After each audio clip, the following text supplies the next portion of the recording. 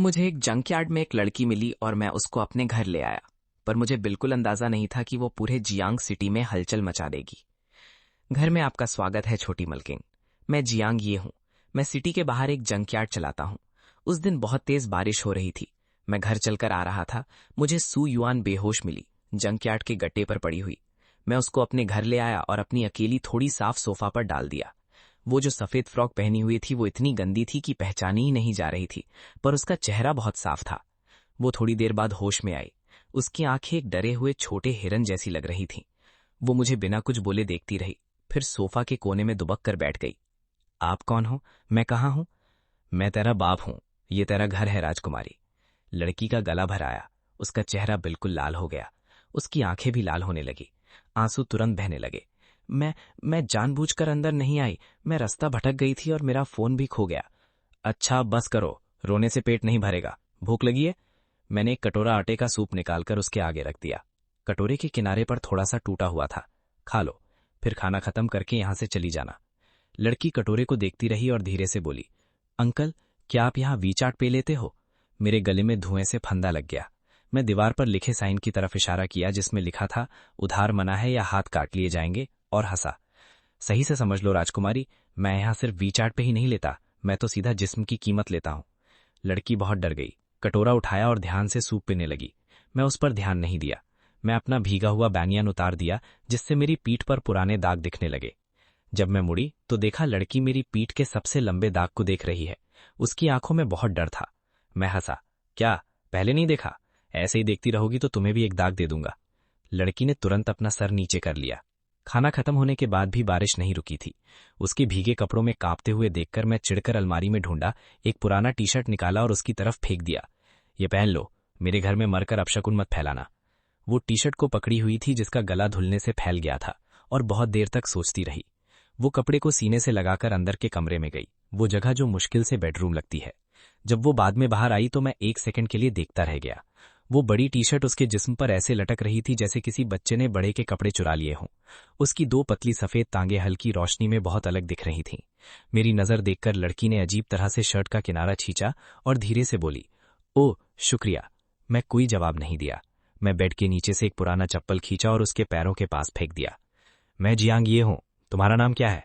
सू yuan. सू yuan, क्या भगवान ने तुम्हारी बात सुन ली जो उन्होंने तुम्हें मेरे पास फेंक दिया? लड़की ने अपना होठ काट लिया और कुछ नहीं बोली। मैं चिढ़कर अपने बाल पकड़ा। अच्छा, जब तक बारिश नहीं रुकती तुम रह सकती हो। मेरी चीजों को बिना वजह मत छूना और मेरे लिए कोई मुसीबत मत खड़ी करना, समझी? वो एक छोटे मुर्गी के बच्चे की तरह जल्दी जल्दी सर हिलाई। मैं उसके बाद उस पर ध्यान नहीं दिया, अंदर के कमरे में सोने चला गया। मेरे पास यहाँ बस एक ही बेड है। वो सोफा ले रही है, मैं तो जमीन पर सोने से रहा। बेड पर लेटे हुए मैं करवटें बदलता रहा। नींद ही नहीं आ रही थी। बाहर की बारिश और उसकी हल्की सांस की आवाज मेरे दिल को बिल्ली के पंजे की तरह कुरेद रही थी। आधी रात को एक आवाज से मेरी नींद खुल गई। मैं देखा एक छोटा सा इंसान बाहर इधर उधर हाथ मार रहा था। मैं चिल्लाया, तुम क्या कर रही हो? लड़की बहुत डर गई। उसके हाथ से गिलास जमीन पर गिरा और टुकड़े टुकड़े हो गया। मैं तुरंत उठा और बाहर भागा। मैं देखा वो कांच के टुकड़ों के बीच नंगे पैर खड़ी थी, इतनी डरी हुई कि हिलती भी नहीं थी। क्या तुम पागल हो? मेरा गुस्सा बढ़ गया। मैं उसको एक ही बार में उठाया और वापस सोफे पर फेंक दिया। उसके पैर के तलवे पर एक कट गया था और खून निकल रहा था। मैं बड़बड़ाते हुए पहली मदद वाली किट लेने गया, आयोडोफोर और बैंडेड निकाला। मैं उसके आगे बैठ गया और उसका पतला टखना पकड़ लिया। दर्द हो रहा है। लड़की धीरे से रोई। मैं कड़वे आवाज में बोला, पता है कि दर्द होता है फिर भी इधर उधर भागती हो। पर मेरा हाथ हल्का हो गया। जैसे ही आयोडोफोर जख्म पर लगा वो दर्द से जोर से हिली।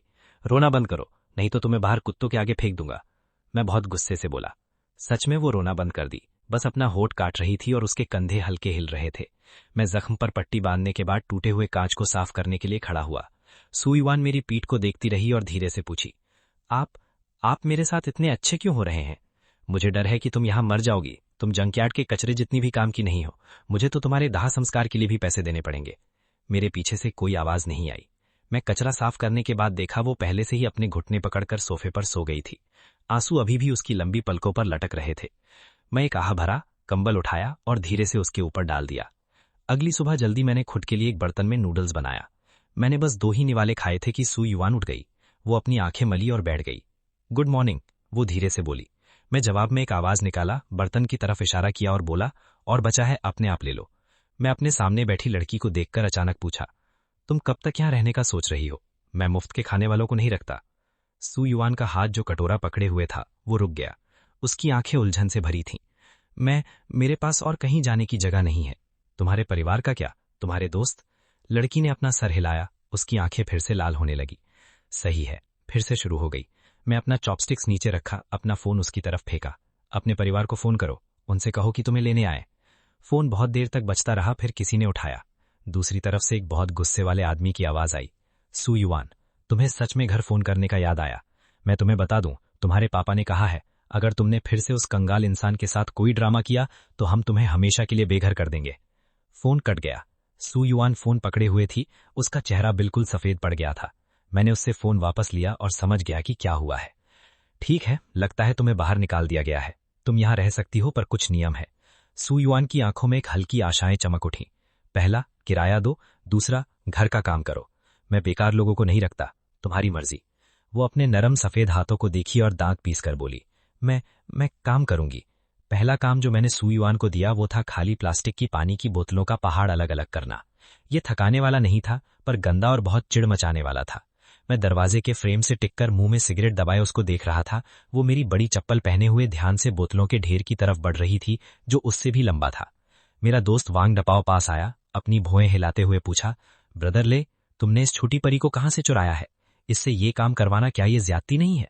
चुप रहो और वापस काम पर लगो। मुझे भी थोड़ा बुरा लगा, सच में, पर मुझे अच्छी तरह से पता था कि मैं क्या कर रहा हूं। अगर वो कुछ तकलीफ से नहीं गुजरेगी तो वो कभी नहीं सीखेगी कि असली दुनिया कितनी कठिन है। सुबह के खत्म होने तक उसने बस एक छोटा सा ढेर अलग किया था और वो खुद कचरे से भर गई थी। दोपहर के खाने के लिए मैंने उसको एक कटोरा खाना दिया। वो शायद बहुत थक गई थी, वो कल से बहुत अच्छा खाई। दोपहर में भी काम करती रहो, मैंने टेबल पर हाथ मारा। उसने सर हिलाया और कुछ नहीं बोली। उस दोपहर धूप बहुत तेज थी। टिन की छत इतनी गर्म हो गई थी कि उस पर अंडा भी तल सकते थे। सू युआन का चेहरा धूप से बिल्कुल लाल हो गया था। उसके बालों से पसीना टपक रहा था। वो बस अपनी गंदी आस्तीन से उसे पोंछ लेती थी और काम करती रहती थी। मुझे थोड़ा आश्चर्य हुआ। सूरज डूबने से ठीक पहले अचानक एक चीख सुनाई दी। मेरा दिल बैठ गया और मैं तुरंत भागकर वहां गया। मैं देखा वो जमीन पर बैठी अपना हाथ पकड़े हुए थी। उसके फिंगर से खून निकल रहा था। एक टूटी हुई ग्लास की बोतल उसके पास पड़ी थी। क्या हुआ? उसकी हथेली पर एक लंबा कट लग गया था, पूरा खून से भरा हुआ था। ढेर में एक टूटी बोतल थी। उसकी आवाज दर्द से कांप रही थी। मेरे अंदर एक बिना वजह का गुस्सा भर गया। मैं उसको अपनी गोद में उठाकर घर के अंदर भागा। हमें हॉस्पिटल जाना पड़ेगा पट्टी करवाने। नहीं, जरूरत नहीं है, ये बहुत महंगा है, बस आयोडीन से साफ कर दो, काफी है। ठीक है, हमें नहीं जाना, पर अगर इसमें सोजन हो गई या इन्फेक्शन हो गया तो अगर तुम्हारा हाथ काम करना बंद कर दिया तो मुझे दोष मत देना। मैंने अपना सर नीचे रखा और ध्यान से चिमटी का यूज करके उसके मांस में घुसे हुए कांच के टुकड़े निकालने में मदद की। जब भी मैं एक टुकड़ा निकालता उसका जिस्म एक बार हिल जाता, पर वो पूरे टाइम अपने दांत पीस रही थी और एक भी आवाज नहीं निकाल रही थी। जब मैंने आखिरकार जख्म का इलाज कर दिया, मैंने उसके हाथ पर पट्टी बांधी और उससे कहा, अगले कुछ दिनों तक इसे भीगने मत देना। उस रात मैंने उसके बाएं हाथ में चॉपस्टिक्स दिया। उसने अजीब तरह से अपने बाएं हाथ से खाना उठाने की कोशिश की, पर बहुत देर कोशिश करने के बाद भी कुछ नहीं उठा पाई। मुझसे और देखा नहीं गया तो मैंने उसका कटोरा अपनी तरफ खींचा, उसके चावल पर थोड़ा खाना निकाला। खा लो। वो मुझे बिना कुछ बोले देखती रही। उसकी आंखें आंसुओं से चमक रही थी। तुम क्या देख रही हो? ऐसे ही देखती रहोगी तो मैं इसके भी पैसे लूंगा, मैं कड़वे आवाज में बोला। वो जल्दी से अपना सर नीचे की और चम्मच से चुपचाप खाने लगी। उस रात मैं फिर से सो नहीं पाया। मैं बाहर सोफा पर सू युआन की करवटें बदलना और उसकी दर्द से दबी हुई आवाजें सुन सकता था। उसके जख्म में सच में बहुत तेज दर्द हो रहा होगा। मैं उठा, एक गिलास पानी निकाला और 2 दर्द की दवाइयां ली। मैं चलकर उसके पास गया। वो गोल होकर सिमटी हुई थी। उसके माथे पर ठंडा पसीना आया हुआ था। हे, उठो और दवाई खा लो। मैंने उसको हल्का सा थपथपाया। वो 1 सेकंड के लिए हिचकिचाई, फिर भी दवाई ली और खा गई। शुक्रिया, अब सो जाओ। मैं मुड़ी और अपने कमरे में वापस चला गया। बेड पर लेटे हुए मैं छत को घूरता रहा। मेरी कलाई पर एक नंबर का टैटू है। ये मेरा पुराना मिलिट्री सीरियल नंबर है। वो दौर मेरी जिंदगी का सबसे अनुशासित टाइम था, पर सबसे अंधेरा भी। बाद में मैं मुसीबत में पड़ गया। मुझे निकाल दिया गया और मैं यहां आ गया। मुझे लगा था मेरी जिंदगी हमेशा ऐसे ही रहेगी, एक बिल्कुल बेकार इंसान। पर सू युआन का आना मेरी रुकी हुई जिंदगी के पानी में फेंके गए पत्थर जैसा था। अगले दिन सू युआन का हाथ अभी भी नहीं हिल सकता था, तो वो बस छत के नीचे छोटी स्टूल पर चुपचाप बैठी रही। धूप उस पर पड़ रही थी। उस पर एक सोने की परत चढ़ाई हुई लग रही थी, जो उसके आसपास के शोर और गंदे माहौल से बिल्कुल अलग थी। भले ही सू युआन भारी काम नहीं कर सकती थी, वो बेकार नहीं बैठी। उसने घर जो एक बिल्कुल सुअर का बाड़ा बना हुआ था उसको साफ करके चमका दिया और मेरा गंदा कपड़ा भी अपने बाएं हाथ से धो दिया। जियांगे, तुमने इस महीने हिसाब किताब में 3000 युआन से ज्यादा का नुकसान किया है। मैं हिसाब की किताब ली और देखा। उसने गड़बड़ एंट्रीज को लाल पेन से मार्क किया था और उनके लिए साफ एनालिसिस भी लिखा था। क्या तुमने ये पहले पढ़ा है? मैं कॉलेज में फाइनेंस पढ़ा है। तुम्हारा बॉयफ्रेंड क्या करता है? वो मेरा बॉयफ्रेंड नहीं है। हमारा अब एक दूसरे से कोई लेना देना नहीं है। उसकी जरूरत से ज्यादा रिएक्शन देखकर मुझे बात समझ आई। ठीक है, समझ गया। अगले कुछ दिनों में सुयुआन का हाथ स्लोली ठीक हो गया। उसने सारे बेकार पुराने सर्किट बोर्ड्स अलग किए और मुझे बताया कि इनमें से सोना निकल सकता है और कुछ कंपनियां हैं जो इनको महंगे दाम पर खरीदती हैं। मुझे थोड़ा शक था, पर फिर भी उसके कहने पर कंपनी से बात किया। दूसरी तरफ से किसी ने माल चेक करने भेजा और उन्होंने सच में उनको रिसाइकिल कर लिया। आज तुमने सबसे ज्यादा काम किया है, ज्यादा खाओ। मैं उसके कटोले में एक चिकन लेग डाल दिया। वो मुझे देखी, उसकी आंखें चमक रही थी, जैसे पूछी, क्या इसका मतलब यह है कि अब मुझे किराया नहीं देना पड़ेगा? अच्छी कोशिश है, ये रिटर्न ऑन इन्वेस्टमेंट है। तुम अब से जंकयार्ड का हिसाब किताब संभालोगी, मैं तुम्हें कमीशन दूंगा। वो खुशी से हंसी, उसकी आंखें छोटे चांद की तरह सिमट गईं। ये पहली बार था जब मैं उसको इतना खुश होश कर हंसते हुए देखा। ठीक उसी वक्त जंकयार्ड का लोहे का दरवाजा एक जोर के धमाके के साथ लात मारकर खोला गया। काले सूट में कई आदमी अंदर आए। युआन, मजा आया या और बाकी है? अब मेरे साथ घर चलने का टाइम हो गया है। तुम कौन हो? उस आदमी का नाम जू जियांग था। वो मुझे ऐसे देखा जैसे मैं कोई कचरा हूं। मैं कौन हूं? मैं युआन का फियांसे हूं। जो जियांग, बाहर निकलो, मेरा तुमसे कोई लेना देना नहीं है। कोई लेना देना नहीं है? सगाई की बात तुम्हारे पापा ने खुद तय की थी। मैं सू युआन को बचाने के लिए अपने पीछे खींचा, अपनी कलाई मोड़ते हुए बोला, मुझे तुम्हारी बेकार सगाई से कोई मतलब नहीं है। जब तक मैं आज यहां हूं, कोई भी इसको हाथ नहीं लगाएगा। जू जियांग ने ऐसे देखा जैसे उसने सबसे मजाकिया बात सुन ली हो। जैसे ही उसने बोलना खत्म किया, मैं पहले ही अपना घूंसा उसके चेहरे पर मार दिया। आ, आ, दूर रहो, मेरे पापा जू ग्रुप के चेयरमैन हैं। मुझे कोई मतलब नहीं है कि तुम्हारे पापा चेयरमैन हैं या किसी घोड़े का रखवाला। अब अपने आदमियों को लो और यहां से दफा हो जाओ। अगर तुमने फिर से इसको परेशान करने की हिम्मत की तो मैं तुम्हारी बाकी जिंदगी व्हीलचेयर पर बिताने पर मजबूर कर दूंगा। मैंने उसको कचरे की तरह जमीन पर फेंक दिया। जो जियांग जितना तेज हो सका भाग गया। जंकयांग फिर से शांत हो गया। मैं मुड़ा, मैं देखा सू युआन अभी भी वहीं खड़ी थी जहां वो थी। मुझे बिना कुछ बोले घूर रही थी, उसकी आंखें आंसुओं से भरी थीं। मैं बस अपना हाथ उसके आंसू पोंछने के लिए उठा ही था कि वो अचानक मेरे गले लग गई और जोर जोर से रोने लगी। मेरा जिस्म सख्त हो गया, मेरा हाथ हवा में ही जम गया। मैं अजीब तरह से उसकी पीठ थपथपाया। बस रोना बंद करो। उस रात उसने मुझे अपने पास्ट के बारे में बताया। वो सू फैमिली की एक इलिजिटिमेट बेटी है, जो जू जियांग उसका नाम का फियांसे है, जो बहुत ज्यादा कंट्रोल करने वाला है। वो अब और सहन नहीं कर पाई और भाग गई। वो पूरी तरह से आशाएं खो चुकी थी और डर और थकान से मेरे दरवाजे पर बेहोश हो गई थी। तो मेरे पास सच में कहीं जाने की जगह नहीं है। जियांग, क्या तुम मुझे रख सकते हो? मैं काम कर सकती हूं और पैसे कमाने में तुम्हारी मदद कर सकती हूं। ठीक है, तुम अब से यहां रह सकती हो। अगर जू जियांग ने फिर से आने की हिम्मत की तो मैं उसके पैर तोड़ दूंगा। उसने खाना बनाना सीखना शुरू किया। भले ही पहली बार जब उसने चावल बनाया तो वो दलिया बन गया और दूसरी बार उसने खाना जला दिया। वो अपनी पूरी कोशिश करती रही। उसको छोटे से किचन में जल्दी जल्दी गड़बड़ करते हुए देखकर मैं कभी कभी बिना हंसे नहीं रह पाता था। उसकी देखरेख में जंकयार्ड और ज्यादा ऑर्गेनाइज्ड होता गया। उसने ऑनलाइन घर से कचरा लेने की बुकिंग के लिए एक छोटा ऐप भी डिजाइन किया और बिजनेस सच में अच्छा होने लगा। मुझे पता चला कि वो ना सिर्फ फाइनेंस जानती है, बल्कि उसको कंप्यूटर के बारे में भी बहुत पता है। उसने बताया कि उसने पहले चुपके से प्रोग्रामिंग सीखी थी और मैं स्लोली हर दिन घर आने पर अपने लिए हमेशा जलती हुई लाइट का आदी हो गया और गर्म खाना खाने का। उसका टेस्ट बहुत अच्छा नहीं था, पर वो बहुत ध्यान से बनाया गया था। मैं उसका आदी हो गया। जब वो हिसाब किताब में गड़बड़ करती थी तो वो बेबस होकर आह भरती थी और जब मुझे चोट लगती थी तो वो घबराकर पट्टी बांधती थी। मेरा दिल, जो जंक मेटल की तरह कब से जंग लग चुका था, लगता था उसकी वजह से थोड़ा थोड़ा गर्म हो रहा था। एक दिन मैं पुराने कंप्यूटर्स का एक ढेर ले आया। सू युआन की आंखें उन्हें देखकर चमक उठी। उसने कंप्यूटर के एक एक टावर को ऐसे खोला जैसे वो कोई खजाना ढूंढ रही हो। जियांग, ये प्रोसेसर का मॉडल देखो, ये सेकेंड हैंड मार्केट में अच्छे दाम पर बिक सकता है। उसने सारे काम के पार्ट्स अलग निकाल लिए, उन्हें अलग किया और ध्यान से रख दिया और उन्हें ऑनलाइन बेचने के लिए डाल दिया। कुछ दिनों बाद वो सारे पार्ट सच में बिक गए। सो युआन, तुम तो बिल्कुल जीनियस हो। ओह, ये तो बहुत बेसिक चीज है। अच्छा, मेरे लिए तो ये रॉकेट साइंस जैसा है। लगता है मेरी तो लॉटरी लग गई। उसका चेहरा तुरंत लाल हो गया। उसने अपना सर नीचे कर लिया और मुझे देखने की हिम्मत नहीं की। वहां एक अजीब सा, मिसाल न देने योग्य माहौल था। ठीक तभी मेरा फोन बजा। वो एक अनजान नंबर था। मैंने फोन उठाया।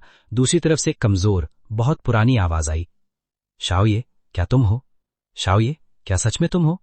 मेरे पास अब ज्यादा टाइम नहीं बचा है। क्या तुम एक बार मिलने आ सकते हो, अपनी छोटी बहन को देखने? मेरा पूरा जिस्म कांप गया। एक ऐसा नाम जिसके बारे में मैं कभी सोचने की हिम्मत नहीं कर सकता था। मेरी छोटी बहन, जिसकी पूरी जिंदगी मेरी वजह से बर्बाद हो गई थी। सालों पहले मैं गलती से मारपीट के जुर्म में जेल गया था। मेरी बहन ने मेरे मुआवजे के लिए पैसे इकट्ठा करने की कोशिश की और उसको एक इल्लीगल कोयले के खान में काम करने के लिए धोखा दिया गया। वहां एक खान में हादसा हुआ। उसके पैर कुचल गए और उसके दिमाग पर भी चोट आई।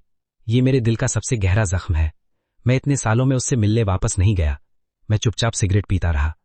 सू युआन ने महसूस किया कि मेरे साथ कुछ गलत है और उसने चुपचाप मुझे एक गिलास पानी दिया। मुझे अपने गांव वापस जाना पड़ेगा। मैं भी तुम्हारे साथ चलूंगी। हाँ। अगले दिन हम काउंटी टाउन की तरफ जाने वाली ट्रेन में बैठ गए। मैं पूरे सफर में चुप रहा। सू युआन ने भी ज्यादा बात नहीं की। वो बस चुपचाप मेरे पास बैठी रही। ट्रेन से उतरने के बाद हम सीधे रिहैबिलिटेशन सेंटर गए। पुराना डायरेक्टर हॉस्पिटल के बेड पर लेटा हुआ था। इतना सूखा कि पहचाना नहीं जा रहा था। उसकी धुंधली आंखें मुझे देखकर चमक उठी। शाओये, तुम आखिरकार आ गए। मैं बेड के पास घुटने के बल बैठ गया। उनके सूखे मुरझाए हुए हाथ को पकड़ा। मैं अपने आंसू नहीं रोक सकता था। डायरेक्टर, मुझे बहुत अफसोस है। मैं आपकी उम्मीदों पर खरा नहीं उतरा। पागल बच्चे, क्या बेकार की बात कर रहे हो? मेरी पूरी जिंदगी में मेरा अपना कोई बच्चा नहीं है। मैं कब से तुम्हें अपना बच्चा मानता हूं। वो लड़की यूए, मैं इतने टाइम से तुम्हारे लिए उसकी देखभाल कर रहा हूं। वो ठीक है। वो बस याद करती है। पुराना डायरेक्टर अटकती आवाज में बोला। आखिरकार उसने मुझे देखा, फिर मेरे पीछे खड़ी सू युआन पर एक नजर डाली। इतनी अच्छी लड़की। मैं इसकी देखभाल तुम्हारे हवाले करता हूं। ठीक उसके बाद उनका हाथ नीचे गिर गया। मैं पुराने डायरेक्टर के स्लोली ठंडे होते जिस्म को पकड़कर एक छोटे बच्चे की तरह रोया। मैं पुराने डायरेक्टर के अंतिम संस्कार का सब इंतजाम करने के बाद अपनी छोटी बहन से मिलने गया। वो एक व्हील चेयर पर बैठी हुई थी, अपने हाथ में एक पुरानी कपड़े की गुड़िया पकड़े हुए। भैया, ये गुड़िया तुम्हारे लिए है। मेरे आंसू तुरंत निकल पड़े। अगले कुछ दिनों तक मैं पूरे टाइम जियांग यूए के साथ ही रहा। रिहैबिलिटेशन सेंटर के डायरेक्टर मुझसे मिलने आए और बोले कि विदेश में एक नई टेक्नोलॉजी आई है जो जियांग यूए की मदद कर सकती है, पर इलाज के पहले फेज में 5 लाख युआन का खर्चा आएगा। 5 लाख युआन मेरे लिए बहुत बड़ी बात थी। एक बहुत ज्यादा बेबसी के एहसास ने मुझे लगभग तोड़ ही दिया था। उस रात मैं अकेले बैठकर उदास होकर सिगरेट पीता रहा। जू युआन पास आई और बैठ गई। मैं पैसे की प्रॉब्लम का कोई ना कोई हल निकाल लूंगी। हमारे जियांग चेंग वापस आने के बाद जू युआन ने खुद को पूरे 2 दिनों तक अपने कमरे में बंद रखा। तीसरे दिन वो मेरे पास एक प्लान लेकर आई। जियांग यूए, चलो अर्बन मिनरल रिसाइकलिंग का काम करते हैं। खराब इलेक्ट्रॉनिक प्रोडक्ट से महंगे मेटल्स निकालते हैं। रही बात स्टार्टअप कैपिटल की, तुम बस मुझ पर भरोसा रखो। जू युआन के चेहरे पर बहुत भरोसा था। मुझे नहीं पता था कि उसमें इतना भरोसा कहां से आया, पर किसी अजीब वजह से मैंने उस पर भरोसा करने का सोचा। इन्वेस्टर्स से बात करने का काम बहुत मुश्किल था। आखिरकार कोई हमसे मिलने के लिए तैयार हुआ। उस दिन हम दोनों ने अपने सबसे अच्छे कपड़े पहने और एक महंगे कैफे के दरवाजे पर खड़े हो गए। हम सच में कामयाब होंगे जियांग यूए। पर जब हम कैफे के अंदर गए और सोफा पर बैठे उस आदमी को देखा जो एक मजाकियाना स्माइल के साथ हमें देख रहा था, हमारी स्माइल चेहरे पर ही जम गई। वो जू जियांग था। हैरान हो गए ना? ये उम्मीद नहीं थी ना? जिस इन्वेस्टर को तुम ढूंढने के लिए मरे जा रहे थे, वो मैं हूं। जू युआन का चेहरा तुरंत सफेद पड़ गया और वो डरकर मेरे पीछे छुप गई। मैं उसको बचाने के लिए अपने पीछे खींचा। तुम आखिर चाहते क्या हो? मैं क्या चाहता हूं? मैं तो तुम लोगों की मदद करना चाहता हूं ऑब्वियसली। मैंने तुम्हारा प्लान पढ़ा, काफी इंटरेस्टिंग है। एक कचरा उठाने वाला और एक बेइज्जत हुई अमीर लड़की सच में अर्बन मिनरल का बिजनेस करना चाहते हैं। कितनी इंस्पायरिंग स्टोरी है। पर अगर तुम्हें मेरा इन्वेस्टमेंट चाहिए तो ठीक है, मेरी एक शर्त है। क्या शर्त है? बहुत सिंपल है। तुम जू युआन वापस आओ और मेरी फियांसे बनो। जब तक तुम हां कहोगी, 5 लाख युआन तो क्या, 5 मिलियन युआन देने में भी मैं एक बार भी नहीं सोचूंगा। अपने सपनों में जू जियांग, मैं तुम्हारे जैसे गंदे इंसान के साथ रहने से अच्छा मरना पसंद करूंगी। ओ सच में? तो तुम्हारी बहन की जिंदगी का क्या? तुम्हें अब उसकी कोई परवाह नहीं है? मेरा पूरा जिस्म कांप गया। वो मुझे देखा और भी घमंड से हंसा। जियांग यूए, मैंने तुम्हारे बारे में पता किया है। तुम्हारी एक बहन है रिहैबिलिटेशन सेंटर में, जिसे सर्जरी के लिए तुरंत 5 लाख युआन चाहिए। सही कहा ना? तुम्हें क्या लगता है उसका क्या होगा अगर उसे वो पैसे नहीं मिले? मिस्टर जू, तुम्हारी इतनी हिम्मत? मेरी हिम्मत क्यों नहीं होगी? मैं बस ऐसे प्रोजेक्ट में इन्वेस्ट नहीं करने जा रहा जिसका कोई फ्यूचर नहीं है। बस इतनी सी बात है। ये तो बस एक बिजनेसमैन का नेचर है। रही बात तुम्हारी बहन जिए या मरे, वो मेरा मैटर नहीं है। तो क्या कहती हो जू युआन? मैं तुम्हें सोचने के लिए 3 मिनट देता हूं। या तो तुम अपनी इज्जत भूलकर 2 जिंदगियां बचाओ, या तो अपनी बेकार सेल्फ रिस्पेक्ट से चिपकी रहो और उस आदमी से जिससे तुम प्यार करती हो और उसकी बहन को एक साथ मरते हुए देखो, बेबस होगा। कैफे में एक अजीब सा सन्नाटा था। मैं जू युआन के जिस्म को कांपते हुए महसूस कर सकता था। मैंने उसका हाथ पकड़ा।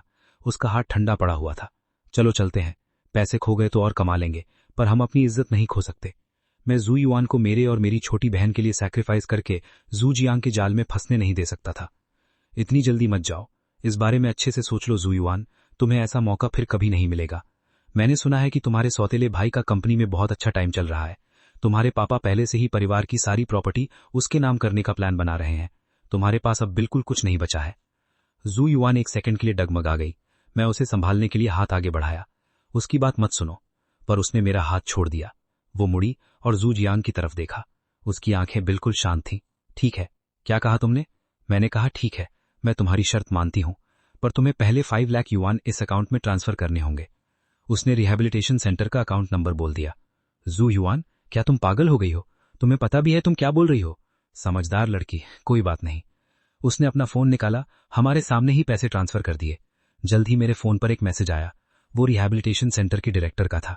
ठीक है, अब तुम मेरे साथ चल सकती हो, सही कहा ना, मेरी फियांसे। जू युआन ने मेरी तरफ एक नजर देखा। उस नजर में बहुत सारे इमोशंस थे, मजबूरी, ना चाहने की फीलिंग और एक हल्की सी चालाकी जो मैं समझ नहीं पाया। फिर वो शान से जू जियांग की तरफ बढ़ गई। मैं उसे पकड़ने के लिए आगे भागा, पर जू जियांग के बॉडीगार्ड्स ने मुझे रोक लिया। जियांग युए, अपनी बहन का ध्यान रखना और हमारा प्रोजेक्ट सच में कामयाब होगा। इसके साथ ही वो जू जियांग के पीछे चली गई और कैफे के दरवाजे पर गायब हो गई। बॉडीगार्ड्स ने मुझे एक ही जगह मजबूती से पकड़ कर रखा था। मैं बस उसे जाते हुए देखता रहा, बेबस होकर। मैं कुछ नहीं कर सकता था। मैं एक गुस्से में भरे हुए शेर की तरह था। मैंने बॉडीगार्ड्स की पकड़ से खुद को छुड़ा लिया। मैंने कैफे की कांच की खिड़की पर अपना घूंसा मारा। कांच तुरंत टुकड़े टुकड़े हो गया। मेरा हाथ खून से भर गया था, पर मुझे कोई दर्द महसूस नहीं हो रहा था। मेरे दिल का दर्द उससे 10,000 गुना ज्यादा बुरा था। वांग डपापो ने मुझे देखा और आश्चर्य से पूछा, ब्रो ये तुम्हें क्या हुआ? जू युआन कहाँ है? मैंने उसे कोई जवाब नहीं दिया। मैंने खुद को अपने कमरे में बंद कर लिया। मुझे जू जियांग से नफरत थी, पर मुझे अपनी बेकार जिंदगी से और भी ज्यादा नफरत थी। मैं पूरी रात अपने कमरे में बिना हिले डुले बैठा रहा। अगले दिन मुझे रिहैबिलिटेशन सेंटर से एक कॉल आया। उन्होंने कहा कि जियांग युए की सर्जरी अगले हफ्ते तय हो गई है। सब कुछ अच्छे से मैनेज हो गया है। मैंने कॉल सुना, पर मेरे चेहरे पर कोई एक्सप्रेशन नहीं था। मैंने अपनी छोटी बहन की अच्छी हेल्थ के लिए जू युआन का सैक्रिफाइस ले लिया था। मैं कैसा आदमी हूं? कुछ दिनों बाद मैं एक जिंदा लाश की तरह इधर उधर घूम रहा था, जब तक कि एक दिन मेरे फोन पर एक अननोन मैसेज नहीं आया। उसमें बस एक एड्रेस और एक सेंटेंस था। वो जू जियांग के प्राइवेट विला का एड्रेस था। मुझे पता था कि ये शायद एक जाल है, पर मैंने एक सेकंड के लिए भी नहीं सोचा। मैंने बेड के नीचे से एक धूल से भरे लोहे का बॉक्स निकाला। अंदर एक मिलिट्री डैगर था। मेरी नजर बिल्कुल ठंडी थी। मेरे अंदर से मार डालने वाला गुस्सा निकल रहा था। जू जियांग का विला पहाड़ के बीच में था। वहां बहुत कड़ी सिक्योरिटी थी।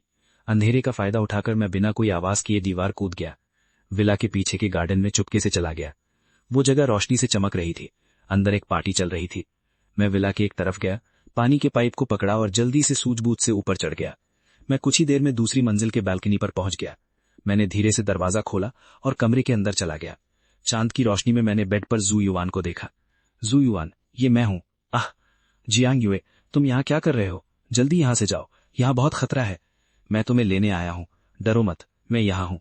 उह, जियांग युए, तुम्हारी सच में यहाँ आने की हिम्मत हुई? हाँ, तो तुमने ही वो मैसेज भेजा था, सही कहा ना? ऑब्वियसली मैं नहीं भेजा था। नहीं तो मैं तुम्हें अपने जाल में कैसे फंसाता।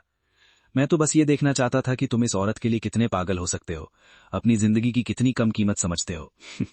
और तुम जू युआन, मैंने तुम्हें सबसे अच्छी चीजें दी और अब भी तुम इस कचरा उठाने वाले के लिए फीलिंग्स रखती हो। लगता है मैंने तुम्हारे साथ ज्यादा अच्छा बिहेव किया। जू जियांग ने मेरे पास्ट के एक एक डिटेल को निकाला था, सब कुछ जानता था। मैंने उसे शांति से देखा। अब जबकि मैं आज यहाँ आ गया हूँ, मैंने वैसे भी जिंदा वापस जाने का नहीं सोचा था, पर मरने से पहले मैं तुम्हें अपने साथ जरूर ले जाऊंगा। जू जियांग, उसे जाने दो, मैं तुम्हारी सारी शर्तें मानने को तैयार हूं। अब बहुत देर हो चुकी है, तुम दोनों में से कोई भी आज यहां से जिंदा नहीं जाएगा। आह, पकड़ो उसे, उसके पैर तोड़ दो। मैं चाहता हूं कि वो घुटने के बल बैठकर देखे जब मैं उसकी औरत के साथ मजा करूंगा। मैंने जू युआन को कोने में धकेल दिया, अपने डैगर को मजबूती से पकड़ा और आगे बढ़ा। कमरा अंदर से बहुत छोटा था, ये मेरे लिए और भी अच्छा काम करेगा। मैं भेड़ों के ढेर में घुसे शेर की तरह था। हर तरफ से दर्द से भरी चीखें आने लगी। जल्द ही बहुत सारे लोग जमीन पर गिर गए। ज़ो जियांग का एक्सप्रेशन आखिरकार बदल गया। उसका मजाक उड़ाना अब पूरे डर में बदल गया था। वो बार बार पीछे हटता रहा, जब तक कि उसके पास पीछे हटने के लिए कोई जगह नहीं बची। मैं एक एक कदम उसकी तरफ बढ़ा। अब तुम्हारी बारी है। तुम मुझसे दूर रहो, वो बिल्कुल डर कर चिल्लाया। जैसे ही जियांगे का डैगर उसके गले को छूने ही वाला था, विला के बाहर अचानक तेज सायरन्स की आवाज गूंज उठी। ज़ो जियांग एक सेकंड के लिए जम गया, फिर उसके चेहरे पर एक अजीब सी खुशी आ गई। कॉप्स इतनी जल्दी यहां कैसे आ गए? फिर मैंने देखा ज़ू युआन दीवार के कोने से टिकी हुई थी। उसके हाथ में एक मोबाइल फोन था। उसके चेहरे पर साफ राहत दिख रही थी। उसने ही पुलिस को फोन किया था। उसने इस तरह से मेरी जान बचाई। ज़ो जियांग के बर्बाद होने की खबर बहुत तेज फैल गई, पर ज़ू युआन और मैंने ऐसे शो किया जैसे कुछ हुआ ही नहीं था। हम वापस उस पुराने गंदे जंकयार्ड में आ गए। हमारे बीच की अनजान दीवार पूरी तरह गायब हो गई थी। पर अच्छे दिन ज्यादा टाइम तक नहीं चले। ज़ू जियांग के पापा ज़ू जियांग ने हमें दबाने के लिए अपनी सारी कनेक्शंस का यूज किया। जंकयार्ड का बिजनेस बिल्कुल जमीन पर आ गिरा। ज़ू युआन का परेशान चेहरा देखकर मुझे पहली बार बिल्कुल बेबसी महसूस हुई। ज़ू युआन, तुम्हें चले जाना चाहिए। मेरे साथ रहोगी तो बस तकलीफ ही मिलेगी। वो हंसी। तुम्हारे बिना जिंदगी कभी अच्छी जिंदगी नहीं हो सकती। क्या तुम्हें लगता है मैं तुम्हारे लिए बहुत बड़ा बोझ हूं? तुम मुझे समझते क्या हो? कोई कमजोर छोटा फूल जो सिर्फ अच्छे टाइम में साथ दे, बुरे टाइम में नहीं। तुमने पहले मेरी ढाल बनकर मुझे बचाया था, अब मेरी बारी है। अगले दिन ज़ू युआन ने बहुत अच्छा मेकअप किया और एक साफ शार्प प्रोफेशनल सूट पहन लिया। वो फिर से पहले जैसी दिखने लगी। ज़ू फैमिली की चमकती हुई छोटी मलकिन। तुम कहां जा रही हो? लड़ने। वो ज़ू ग्रुप वापस गई और सीधा बोर्ड मीटिंग में घुस गई। सारे डायरेक्टर्स के सामने उसने अपने भाई ज़ू जियाओ के सरकारी पैसे चुराने और फेक फाइनेंशियल अकाउंट्स बनाने का पर्दाफाश कर दिया। वो पहले से इकट्ठा किए गए प्रूफ्स भी बाहर ले आई। पूरा बोर्ड हैरान रह गया, पर उसके पापा ने ज़ू जियाओ का साथ देना सही समझा। उन्होंने ना सिर्फ प्रूफ्स को मानने से इनकार किया, बल्कि उन्होंने सबके सामने ज़ू युआन को एक थप्पड़ भी मार दिया और चिल्लाए कि वो परिवार की प्रॉपर्टी के लिए बहुत बेशरम हो गई है। आखिरकार सिक्योरिटी गार्ड्स ने उसे बाहर फेंक दिया। उन्होंने कहा उन्होंने मुझे कभी अपनी बेटी नहीं समझा। उन्होंने कहा मेरी मॉम एक गंदी औरत थी और मैं एक इलेजिटिमेट बच्ची हूं। रोना मत, वो आदमी तुम्हारे पापा बनने के लायक नहीं है। मैं अब से तुम्हारा परिवार हूं। उसके रोना बंद होने के बाद उसकी आंखें फिर से मजबूत हो गईं। उसने सारे प्रूफ सही अथॉरिटीज को देने का फैसला किया, पर अगले दिन इंटरनेट पर उसके बारे में गंदी अफवाहें फैल गईं। ये कहा गया कि वो किसी की रखैल है और उसने अपने जीजा को फंसाया था। ये ज़ू जियाओ का बदला था। ज़ू युआन सबके गुस्से का टारगेट बन गई। उसने खुद को अपने कमरे में बंद कर लिया। वो पूरी तरह टूटने वाली थी। मैं उसे ऐसे हारने नहीं दे सकता था। मैं वांग डपाओ को ढूंढने गया और उससे ज़ू जियाओ के गंदे राज निकलवाने को कहा। कुछ दिनों बाद वांग डपाओ एक होश उड़ाने वाली खबर लेकर आया। ज़ू जियाओ ने ना सिर्फ फेक अकाउंट्स बनाए थे और सरकारी पैसे चुराए थे, बल्कि सालों पहले हुए खान हादसे का असली मास्टरमाइंड भी वही था। उसी ने जियांग युए के पैर तोड़े थे। जब वांग डपाओ ने मेरे सामने पेपर्स का एक मोटा ढेर रखा तो मेरा खून ठंडा पड़ गया। मेरी बहन की जिंदगी बर्बाद करने वाला असली गुनहगार ज़ू युआन का वो बेहया भाई निकला। मेरे दिमाग में बस एक ही बात आई, उसे मार डालना। मैंने फिर से डैगर निकाला। तुम नहीं जा सकते। तुम उसके लिए अपनी जिंदगी दे दोगे, ये बिल्कुल सही नहीं है। मेरी बहन की बाकी जिंदगी की खुशी उसके लायक नहीं है। हमारे पास प्रूफ है, हम पुलिस को फोन कर सकते हैं।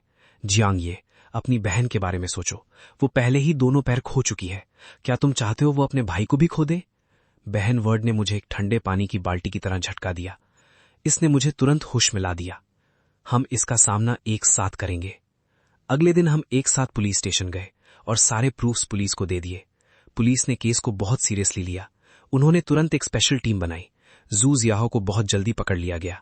ठीक उसी समय ज़ू युआन ने एक प्रेस कॉन्फ्रेंस भी रखी। सारे मीडिया के सामने उसने इंटरनेट की सारी अफवाहों को साफ किया और वो सारे प्रूफ्स दिखाए कि ज़ू जियाओ ने उसे कैसे फंसाया था। वो पहले से कमजोर दिखने वाली लड़की इस वक्त एक निडर वॉरियर जैसी लग रही थी। सब कुछ आखिरकार शांत हो गया। मॉम, मैं तुमसे मिलने आई हूं। मैंने तुम्हारा बदला ले लिया है और आज मैं अपने साथ किसी को लाई हूं। इसका नाम जियांग ये है। ये मेरी जिंदगी का सबसे बड़ा प्यार है। मैं उसके पास गया, उसके बगल में घुटने के बल बैठ गया। मैंने कब्र के ध्यान से सर झुकाया और बोला, आंटी, आप बेफिक्र रहिए। मैं आपसे अपनी पूरी जिंदगी उससे प्यार करूंगा और उसकी ढाल बनकर रखवाली भी करूंगा। ज़ू ग्रुप ज़ू युआन के संभालने से फिर से जिंदा हो गया। वो हर एक दिन बहुत बिजी रहती है। उसे ऐसे देखकर मेरा दिल दुखता है। रही बात मेरे अर्बन माइनिंग प्रोजेक्ट की, आखिरकार लोन मिल ही गया। वो ऑफिशियली शुरू हो गया। मैं एक एनवायरमेंटल टेक कंपनी का मालिक बन गया, पर मुझे अभी भी अंदर से थोड़ा डर लगता था। एक दिन जू युआन मुझे एक आईने के सामने ले गई। वो बहुत खूबसूरत लग रही थी और मैं मोटर ऑयल से भरा हुआ था। क्या तुम्हें लगता है हमारी जोड़ी अच्छी नहीं है? मेरे दिल में बस एक ही जू युआन है और एक ही जियांग ये है। तुम्हारे जिस्म के दाग किसी भी डिजाइनर सूट से 10,000 गुना ज्यादा सेक्सी हैं। जियांग ये, तुम मेरे हीरो हो। जियांग युए की रिकवरी भी बहुत अच्छी हुई। वो हमारे साथ रहने के लिए जियांगशेंग आ गए। जू युआन के बर्थडे पर मैंने चुपके से उस छोटे से आंगन को बहुत प्यारा और रोमांटिक सजाया। मैंने पुराने पार्ट्स से उसके लिए एक रोबोट भी बनाया। सब कहते हैं कि मुझे तुम्हारे मिलने से लॉटरी लग गई, पर सच तो यह है कि मैं किस्मत वाला हूं जो मुझे तुम मिली। मिस जू युआन, क्या तुम मेरे जैसे कचरा उठाने वाले से शादी करोगी? मैं करूंगी। मैंने उसकी फिंगर में रिंग पहना दी और उसे अपने गले से लगा लिया। रात के आसमान में तारे चमक रहे थे। मुझे लगा कि मैं दुनिया का सबसे किस्मत वाला आदमी हूं। हमारी शादी बहुत सिंपल थी, जो जंकयार्ड के आंगन में ही हुई थी। जू युआन में एक सफेद शादी का फ्रॉक पहना था, जिसमें उसके बालों में एक रोज लगा हुआ था। जियांग युए हमारी फ्लावर गर्ल थी। हमने सबके चीयर करने और दुआओं के बीच एक दूसरे को किस किया। शादी के बाद की जिंदगी शांत और खुशी भरी थी। वो अभी भी वही निडर मिस जू थी और मैं अभी भी वही बॉस जियांग था, जिससे हमेशा मोटर ऑयल की महक आती थी। हमारी कंपनी बड़ी होती गई और हमने जियांग युए जैसे एक्सीडेंट विक्टिम्स की मदद के लिए एक फाउंडेशन भी बनाया। कुछ सालों बाद जू युआन ने एक छोटे बच्चे को जन्म दिया, जिसका नाम जियांग वांग रखा गया। जियांग युए की कंडीशन भी बहुत अच्छी हो गई और उसने कॉलेज में एडमिशन ले लिया। एक धूप वाली दोपहर को मैं आंगन में बैठकर जू युआन को फूलों में पानी देते हुए देख रहा था, जबकि जियांग युए छोटे जियांग वांग को चलना सिखा रही थी। डैडी, मैंने अपने बेटे को अपनी गोद में उठाया, पहले से भी ज्यादा खुश महसूस करते हुए। उनके लिए मैं अपनी पूरी जिंदगी मेहनत करूंगा और कभी कोई शिकायत नहीं करूंगा।